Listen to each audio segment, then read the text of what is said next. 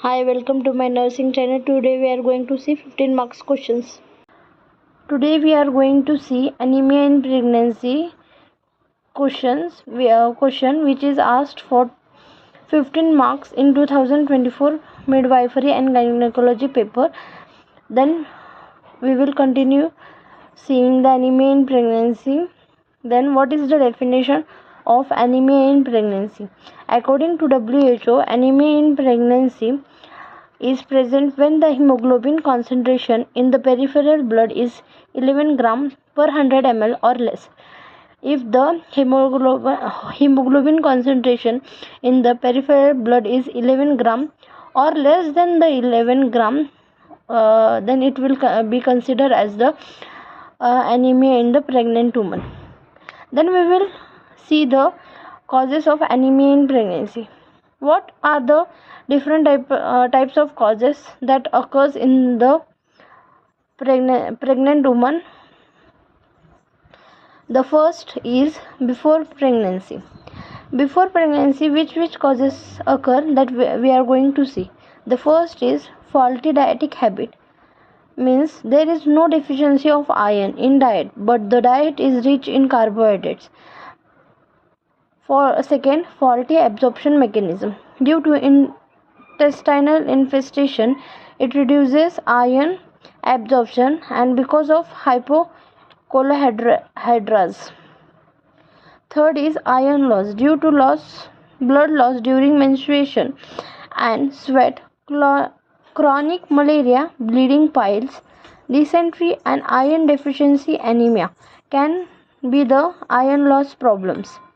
Then we will move to the second point, that is during pregnancy. What causes will be occur in during pregnancy? The first is increased demand of iron. Second is diminished intake of iron. Then we are going to see third one, diminished absorption. Fourth is disturbed metabolism. Fifth is pre-pregnant health status. Sixth is excessive demand. Then we will move to third point, which is after pregnancy, which causes can lead to the high risk of anemia. First is postpartum hemorrhage. Second is excessive menstrual bleeding. Third is suturing infection. The suturing infections can also lead to the anemia in pregnancy because there are more chances of high risk of infections in blood. Then we are going to move towards the management of anemia in pregnancy. There are two types of management in anemia in pregnancy. It is divided in two types, that is preventive and curative management. First of all, we are seeing preventive management. In preventive management only, we are going to see prophylactic prevention. In prophylactic prevention, we have to counsel the mother regarding avoidance of frequent childbirth. An interval between pregnancy should be at least 2 years, if not then 3, to replenish the loss of iron during childbirth and lactation. Means the child after the one childbirth, we have to counsel the mother regarding that you have to take a gap between a child. There should be at least 2 years or 3 years gap between a child to replenish the iron loss. Then second is supplementary iron therapy.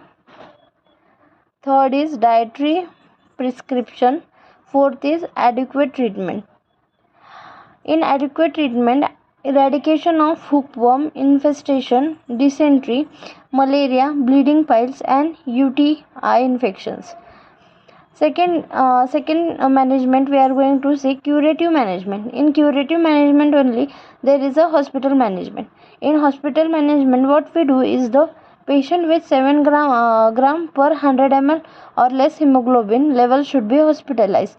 Means what we should do, if the patient is having 7 gram or less than 7 gram hemoglobin, we should hospitalize the patient immediately for the further treatments. Second is general treatment. What is in general treatment? We have to provide diet, proper iron and vitamin tablets. The diet should be balanced diet.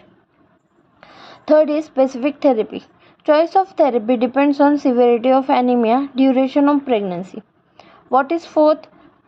It is iron therapy, oral therapy or parenteral therapy. We can provide to the patient.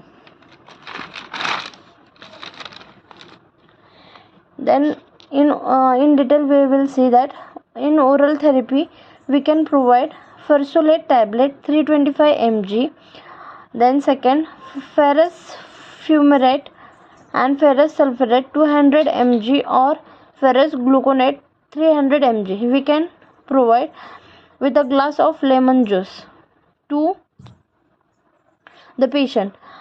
Then second is parenteral therapy. In parenteral therapy we are having two routes, the intravenous route and intramuscular route. In intravenous route we should provide total dose of infusion iron dextron. B intramuscular route iron sucrose and iron dextron we can provide to the patient. The fifth is blood transfusion. In blood transfusion it is given to the patient to raise the level of HB quickly if the delivery is immediate. These were the management of the anemia in pregnancy. Now we are going to see complications of pregnancy, anemia in pregnancy. So during pregnancy there could be preeclampsia. Then second is intercurrent infections. Third is heart failure. Fourth is preterm labor. During labor it could be first uterine inertia, second postpartum hemorrhage, third cardiac failure, fourth shock. In puerperium period it could be puerperal sepsis, second subinvolution, third poor lactation, fourth pulmonary embolism, fifth puerperal venous thrombosis. So these were the complications of anemia in pregnancy. The second question we will see. Now we are going to continue with the second question, which is puerperal sepsis. The first of all we are going to see the definition of the puerperal sepsis. What is the puerperal sepsis? An infection of genital tract which occurs as a complication of delivery. It is termed as puerperal sepsis. Then we are going to see the predisposing factors. In predisposing factors there is first antepartum factors. In antepartum factors, first is malnutrition and anemia. Second is preterm labor. Third is chronic illness. Fourth is prolonged rupture of membranes. In second we are seeing intrapartum factors. Then first, repeated vaginal examination, prolonged rupture of membranes. Third is dehydration. Fourth is APH, means antepartum hemorrhage. Fourth is postpartum hemorrhage. Fifth is placenta previa. Sixth is cesarean delivery. Seventh is traumatic operative delivery. The third is introduction of organisms from outside. Then we are going to see the signs and symptoms of the puerperal sepsis. What are the signs and symptoms of puerperal sepsis? The first is slight raise of temperature, means hyperthermia. Second is generalized malaise, means body pain. Third is headache. Fourth is wound becomes red and swollen. Fifth is pus may form. Sixth is raise of temperature with chills and rigor. Sixth is raise in pulse rate.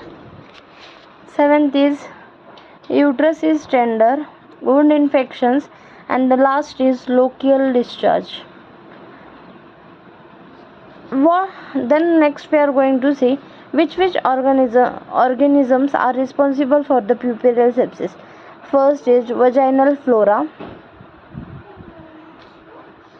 yeast-like fungus with increased prevalence of Candida albicans. Then second is Staphylococcus albus or Aedes, Streptococcus, then E. coli. Then second is anaerobic. Third is aerobic. Then in aerobic only Streptococcus hemolyticus. Then group A gas, group B. Then we are going to see the investigations which are done for the puerperal sepsis. What are the investigations? The first of all, we collect the history of the patient. Then we do the physical examination. Third is bacteriological study. In bacteriological study, we do the smear. Then culture and antibiotic sensitivity of purulent material. Then high vaginal and cervical swabs, peritoneal fluid, blood culture.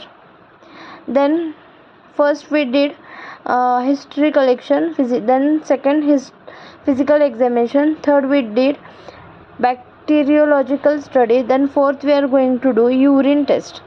In urine test, routine and microscopic examination, culture if infection is suspected. Then complete blood count, ultrasonography for diagnosis of pelvic masses, pelvic abscess, pelvic peritonitis. Then other specific investigation what we could do is X-ray, blood for malarial parasites. These are the investigations we should do for the puerperal sepsis. Then the treatment is the woman should be placed in sterile room. The treatment is the woman should be placed in sterile room or ward with adequate light and ventilation. She should provide complete rest with high head position with which help in drainage of lochia. Antimetro 0.5 mg should be administered. Blood transfusion should be provided to the woman with the puerperal sepsis.